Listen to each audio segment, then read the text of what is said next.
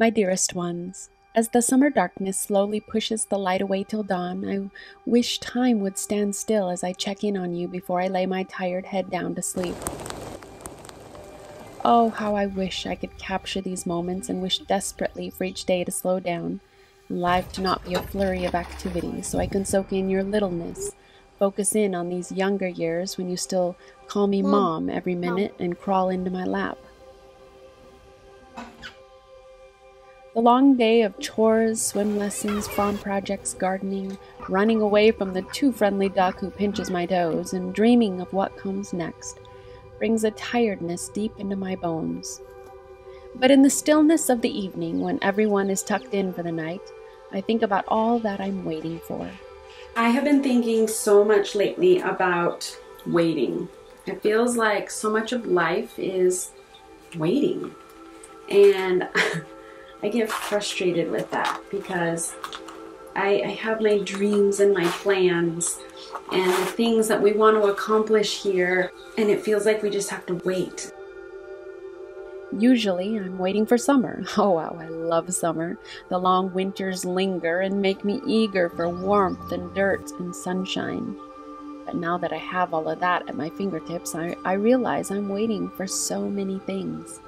You are at the helm of all this, sweet ones. We do this for you. Mom, watch this! How many times do we carry on the conversation? I just want to make it so that our kids want to carry this on, that they realize how important this work is, and that they want to be a part of it when they're older, and not give up on this dream because it's too hard or doesn't have any future or just doesn't provide for a family.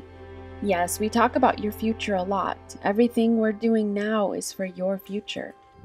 So, although I'm eager to slow life down to watch you grow up a little bit slower, we're waiting for key ingredients to all come together this summer. Some of these have been dreams in the making for years. My mom and I have joked like all of our lives that Montana is next year country.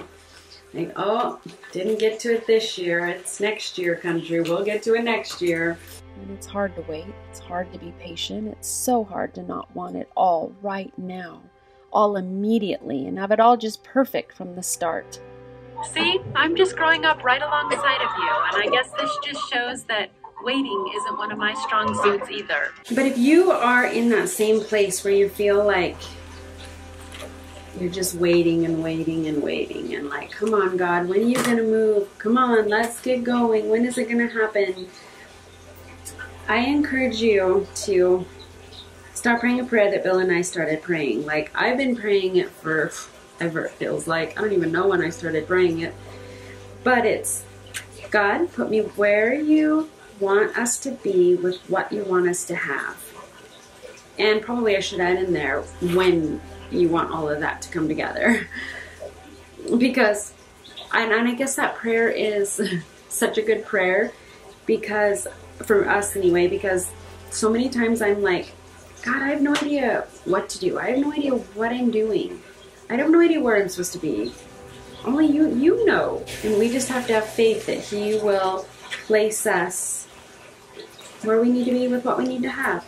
And I need to trust that. It's funny, I came across a note, a dream written down in my planner from several years ago. I had written down guinea hogs. After I wrote it down, we kind of abandoned the idea, but recently we came back to it. And now we're waiting to go get those pigs. A dream that's finally going to become a reality.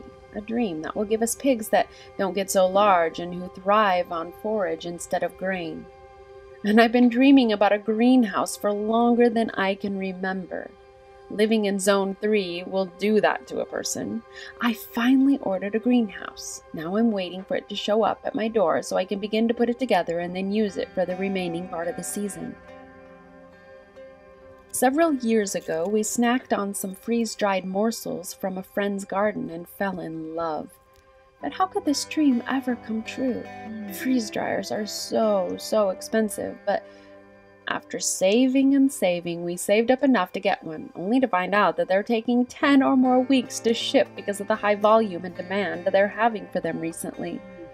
This is a hard one to wait for. All my garden veggies and all the summer in-season fruits need to be inside my freeze dryer. But I must wait. And I'm waiting for my garden to get to full production so that I can be harvesting all of the green beans and peas and corn.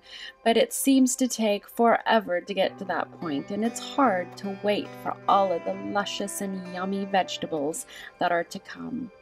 And last year, I had put these wood chips down for the first time, and I struggled through my first gardening season with wood chips. But I see a marked improvement this year, and I see that it is worth the wait to struggle through the changes that it makes to my soil. I see the difference in life and health and production. And I'm eager to keep waiting and to be patient as my soil thrives under the cover of these wood chips. I'm so excited about another huge food order I just made. It was over 1,000 pounds of nuts, seeds, and coconut sugar at a wholesale price. But when will it be here? I'm also so eager to have the kitchen finally done and remodeled. I'm waiting for the new kitchen bay window. It will bring in so much light and will open up the kitchen so much, but there is also so much sanding, staining, painting, wall work, and the counters to refinish. It almost seems insurmountable. But day by day, I know that more is getting done and it will be completed. I can't wait. We're also waiting for honey. We love being beekeepers. It's delightful every time we go to take care of our bees. But on a year like this, it can be concerning, and we wonder how much they can produce. We wait and get them through the cold winters, and then we get them strong through the spring and summer, and we wait to see if there will be any harvest at the end.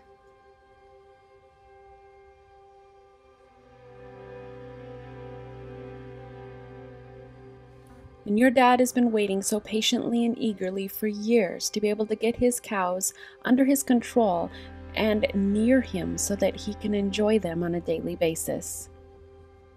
Kit, where have you been? Hey. It's good to see you, Kit. Yeah. Where have you been, old girl? We're also waiting for the paint to dry. Bill has so many plans for his horses and wagon, and he can't wait to get started with all he has planned for them and for the community. We're also waiting for rain. Our land is so dry, and it's affecting our ability to grow grass and even get hay to provide for all of our animals. But we're trusting the Lord to provide for us, and we're looking for His wisdom and inspiration to know how to move forward so that we can raise healthy and happy livestock. What are you guys doing? I covered it ass with some alfalfa pellets. Do we have... It's in her shirt where her arms, where her sleeves are. It just tickles her armpits. No, it doesn't. Do we get to feed you to the goats? No. Yeah. No, I think we should feed you to the goats. No. Why not? I can help you up for you don't get fed. No, I can't. Is this it where you're gonna sleep now? No. Why not? That'd be warm, wouldn't it? No, my toes are cold. Okay. Try and get up.